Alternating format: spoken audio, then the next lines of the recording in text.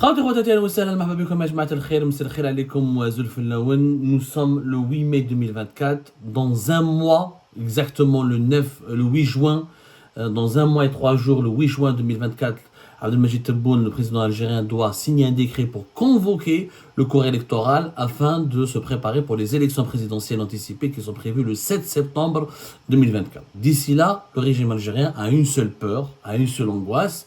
Il le montre, en plus, il l'affiche, le retour d'un Hirak, ou le retour du Hirak, ou l'explosion d'une nouvelle contestation populaire, d'une nouvelle vague, ou le déferlement sur l'Algérie d'une nouvelle vague de la colère populaire.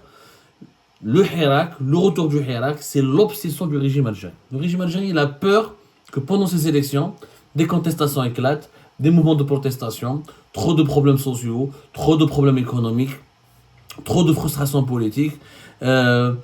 Le bilan est clairement mauvais du premier mandat de Tebboune. Personne ne peut dire le contraire, mais bon, on peut épiloguer là-dessus. Mis à part, on va dire, allez, vas-y, on va lui accorder peut-être 2 ou 3 points positifs, parmi lesquels les augmentations des salaires des fonctionnaires et l'allocation de chômage. Voilà. Mais mis à part ça, je ne vois aucun autre point positif et ça n'a pas touché l'ensemble des millions d'Algériens. La situation, elle est explosive sur le plan socio-économique. Il y a des frustrations politiques très enfuies, même si dans les apparences, le régime algérien donne l'impression qu'il contrôle tout et qu'il est plus fort que tout, qu'il domine tout, qu'il écrase tout, il n'en demeure pas moins qu'il a très peur. La preuve qu'il a énormément peur, c'est que le 28 avril 2024, il a annoncé officiellement de nouvelles lois et de nouvelles mesures juridiques dans le code pénal algérien qui criminalisent et qui ciblent directement un seul objectif, empêcher tout mouvement de contestation. Aujourd'hui, l'Algérie s'est dotée de nouvelles lois qui vont très sévères, qui condamnent à la prison ferme toute possibilité de recourir à la contestation pacifique, toute possibilité de s'exprimer pacifiquement contre le régime algérien, toute possibilité de s'opposer au régime algérien de la manière la plus pacifique. À la Belcom, on en a déjà parlé précédemment fait à Gélipalt. Abdelmajid Tebboune a signé le 28 avril dernier la loi numéro 2406 qui a complété et modifié l'ordonnance numéro 66-156 du 8 juin 1966, ce qui veut dire plus clairement que le code pénal algérien qui a été préparé, élaboré depuis 1966 a été changé à maintes reprises. Le dernier changement, c'était le 28 avril 2024.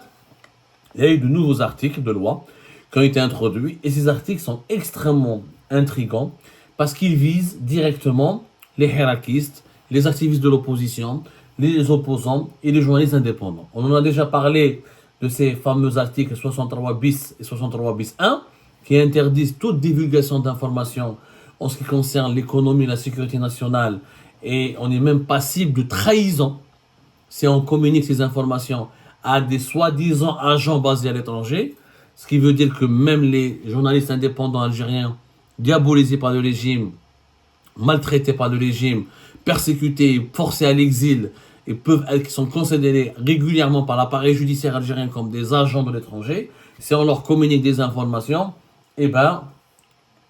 on peut courir la trahison, une inculpation pour trahison, une peine de perpétuité pour nos sources, pour les sources qui nous communiquent des informations. Mais il y a d'autres articles de loi extrêmement inquiétantes. Par exemple, ça vise le Hirak, l'article 100. Toute provocation directe à un attroupement non armé, soit par discours proféré publiquement, soit par écrit, soit par imprimé, affiché ou distribué, soit par l'utilisation des technologies de l'information et de la communication, on peut risquer une peine d'1 an jusqu'à 5 ans de prison. Si je fais un discours, si j'appelle un rassemblement pacifique, si je dis on va se retrouver devant la wilaya, notre ville ne va pas bien, notre région ne va pas bien, on va dénoncer les problèmes du logement, on va dénoncer le problème de la corruption, on va dénoncer l'état des routes, l'état des hôpitaux, je risque une peine de prison. De 1 jusqu'à 5 ans de prison ferme. Alors, attroupement non armé. Dans attroupement non armé, ça veut dire qu'il est pacifique. Attroupement non armé. En quoi on devrait interdire l'attroupement non armé? S'il y a eu des troubles à l'ordre public, ok. S'il y a eu des dérapages, s'il y a eu des brimades, s'il y a eu des atteintes aux droits des droits aux droits les plus élémentaires, où là s'il y a eu une menace à l'égard, ou là une mise en danger de la vie d'autrui, je peux comprendre. Mais des gens qui se retrouvent, qui font des appels sur les réseaux sociaux pour se retrouver et pour dire, ya jma'a, nous en avons marre, nous voulons que notre situation change, nous voulons nos droits, nous réclamons nos droits, nous voulons que le pays soit dirigé autrement, eh bien c'est pas possible, on risque une peine de prison en Algérie. Ça c'est nouveau, c'est l'article 100 de cette nouvelle loi. Alors, Kif Kif, euh, euh, les forces de l'ordre et les nombres de services de sécurité ont aujourd'hui en Algérie un large de nouvelles lois, il y a de nouvelles lois, de nouveaux articles de loi qui leur garantissent une impunité et une puissance excessive et exagérée pour écraser le citoyen. C'est comme un exemple. Outrage envers un agent de la force publique. Il est puni d'une peine, l'article 149 bis 15. Il est puni de peine prévue par l'article 149 du présent code, quiconque dans l'intention de porter atteinte à son honneur, à sa délicatesse ou au respect dû à son autorité, outrage dans l'exercice de ses fonctions ou à l'occasion de cet exercice. Un agent de la force publique, soit par parole, par geste, menace, envoi ou remise d'objets quelconques, soit par écrit ou dessin non rendu public. C'est-à-dire que si tu fais un écrit, tu veux dénoncer un agent des forces de sécurité, et bien là, l'article 149 bis, il peut permettre à un juge de considérer que ton écrit est un outrage. Par écrit non rendu public, par un dessin non rendu public. Il est où l'outrage s'il n'est pas public? كيفاش يعرف باللي c'est un outrage? فهموني. La loi est extrêmement grave. On est en train de faire des lois extrêmement liberticides en Algérie pour écraser les libertés publiques et individuelles, pour empêcher nos citoyens de se structurer, de s'organiser, clairement, on vise le Hirak. On vise le nom des lois pour empêcher le retour du Hirak et pour tuer et pour justifier d'ores et déjà toute répression potentielle qui sera menée contre les participants à un mouvement de protestation comme celui du Hirak de 2019. Et si par exemple un policier te parle et toi tu lui parles mal ou là tu lui réponds, il peut considérer comme c'est un outrage ou tu peux être condamné. Et il est considéré comme outrage, le même article, hein, l'article 149 bis 15, est considéré comme outrage et puni comme tel quiconque intentionnellement déchire, endommage ou jette à la vue des agents de la force publique un document manuscrit délivré ou remis de leur part dans l'intention de porter atteinte au respect qu'il aurait dû. Mais, enfin, endommage devant, c'est même déchiré, c'est quand même, en fait, qu'est-ce que c'est qu'un document? Si je conteste, c'est des lois qui permettent donc aux policiers ou au moment des services de sécurité algériens d'arrêter plus facilement les gens, clairement de les brutaliser plus facilement. Et si les citoyens contestent, ce sera de l'outrage. Peine de prison, kiff. Alors, il y a d'autres articles. Alors, portez l'article 149 bis 21. Regardez ce qu'il dit, plus dangereux encore. Article 149 bis 21. Atteinte à l'image du service de sécurité. Et c'est un emprisonnement de 1 an à 3 ans. Une amende de 100 000 à 300 000 dinars quiconque porte atteinte à l'image des services de sécurité ou de leurs affiliés par écrit, dessin ou tout autre support sonore d'image ou par tout autre moyen. Mais qu'est-ce que c'est que porter image à l'atteinte de la sécurité? Donc moi, si je dénonce vers les Zine Benchir, imaginons, un ancien patron de la police algérienne, qui est un corrompu, qui s'est enrichi à l'étranger, qui a fait un mariage blanc pour avoir les papiers en France, qui a acquis illégalement un hôtel-bar-restaurant en France, qui a collaboré, qui a même participé à des rencontres et des échanges extrêmement douteux et suspects avec d'anciens responsables des services secrets israéliens et occidentaux. On va considérer que je porte atteinte à l'image du service de sécurité. Ouais. Dénoncer. Est-ce qu'on a le droit de critiquer les services de sécurité? On n'a plus le droit. Avec cette loi, on n'a plus le droit de critiquer les services de sécurité. On peut faire 1 année à 3 ans de prison ferme. Parce qu'on critique les services de sécurité. Parce que le juge peut considérer, à travers ce... En fait, on donne aux juges et à l'appareil judiciaire un certain nombre de nouveaux dispositifs juridiques qui leur permettront d'emprisonner plus facilement les citoyens. Les citoyens qui vont avoir des problèmes, qui vont contester les méthodes des forces de sécurité, les citoyens qui vont dénoncer par écrit ou par image ou sur les réseaux sociaux les services de sécurité.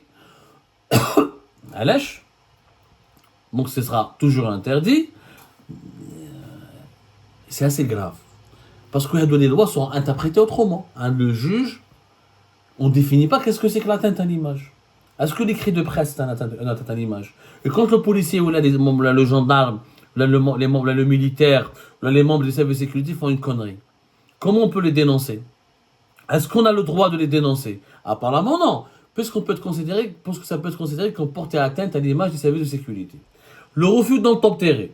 Le refus d'obtempérer, c'est quoi? C'est quand un policier ou un gendarme ou un membre des services de sécurité te demande de t'arrêter, ou d'arrêter ton véhicule, de t'arrêter sur la voie publique et tu refuses. C'est l'article 149 bis 2. Sans préjudice des peines prévues par les lois spéciales, quiconque s'abstient ou refuse d'obtempérer aux injonctions, aux signaux des agents de la force publique dans l'exercice de leurs fonctions, en dépit de l'avertissement qui lui a été adressé, et puis d'un emprisonnement de 2 mois à 1 an. C'est-à-dire que demain, il y a un hirak, il y a une marche, une manifestation, un policier ou là, un gendarme, les services de sécurité, quand ils vont demander à quelqu'un de s'arrêter, de venir, de dégager de la voie publique s'il refuse, et ben il va arrêter, traduit devant la justice, ça peut être interprété comme un refus d'obtempérer, et il y a le risque de 2 mois à une année de prison ferme. C'est vrai que pour être objectif, des lois, ils ont fait dans le même code pénal une loi qui est par exemple l'outrage commis par un citoyen envers commis par un agent des forces publiques envers un citoyen. Il y a l'article 148 bis qui dit qu'il est puni d'un emprisonnement de 6 mois à 3 ans et d'une amende de 300 000 dinars à 500 000 dinars. Tout fonctionnaire visé par l'article 144 qui, dans l'exercice de ses fonctions, outrage un citoyen par des propos qui portent atteinte à son honneur ou à sa délicatesse en le menaçant. Donc, dès un article, pour dire aussi que, attention, on ne condamne pas uniquement à la prison les citoyens qui ont eu des problèmes avec les cellules de sécurité, même les membres des cellules de sécurité, s'ils font des conneries, s'ils font des outrages, s'ils vont outrager un citoyen, ils pourront être condamnés à 3 ans ou là de 6 mois à 3 ans de prison. Sauf qu'en parallèle de ce genre d'articles, il y a une multitude d'autres articles qui permettent aux forces de sécurité d'abuser de leur pouvoir et d'avoir une puissance exagérée, ou d'avoir un rapport de force qui sera entièrement en leur faveur avec le citoyen.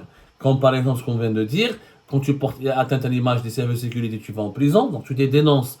Si tu veux dénoncer les abus de pouvoir des services de sécurité, tu risques de le payer cher et tu risques d'aller en prison. Si par exemple tu refuses d'obtempérer, tu vas aller en prison. Quand l'article 149 bis, l'article 149 bis 24 sur le légitime défense des forces publiques.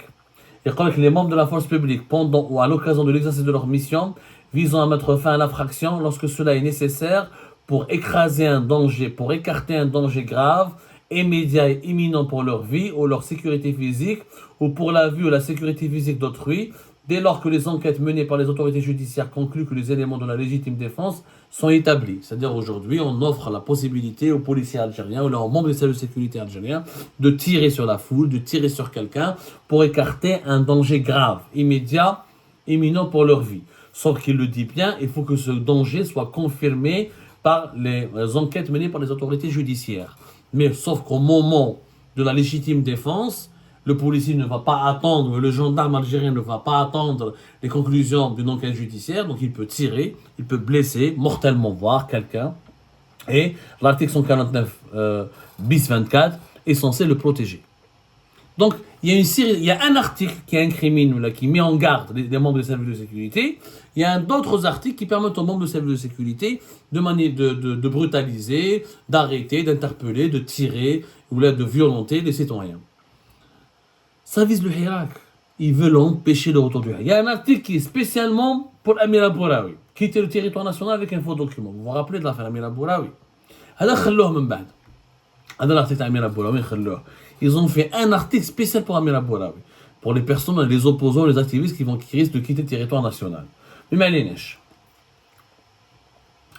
entraver une décision de justice, c'est par exemple... tu es condamné pour tes propos, pour avoir été membre du Hirak, ou pour avoir été membre de l'opposition algérienne, et si tu veux contester une décision de justice et si tu ne veux pas l'appliquer, bah, tu risques d'une année à 3 ans de prison ferme. Plusieurs autres articles, il faudra peut-être plusieurs émissions sur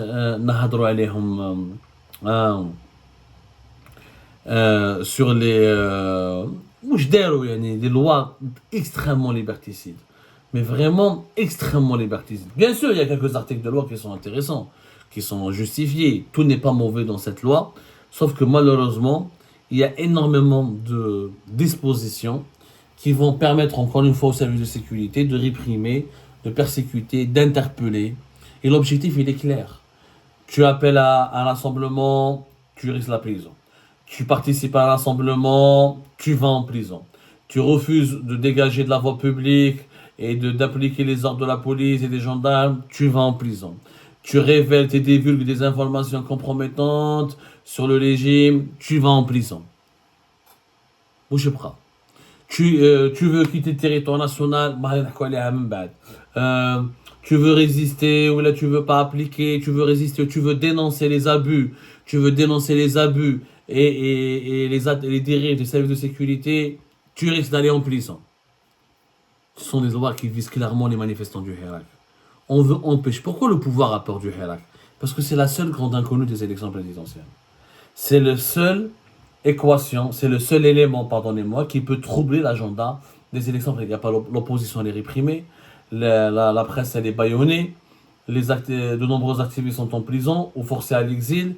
Qui peut troubler ou la bousculer le régime algérien actuellement? Le Hirak.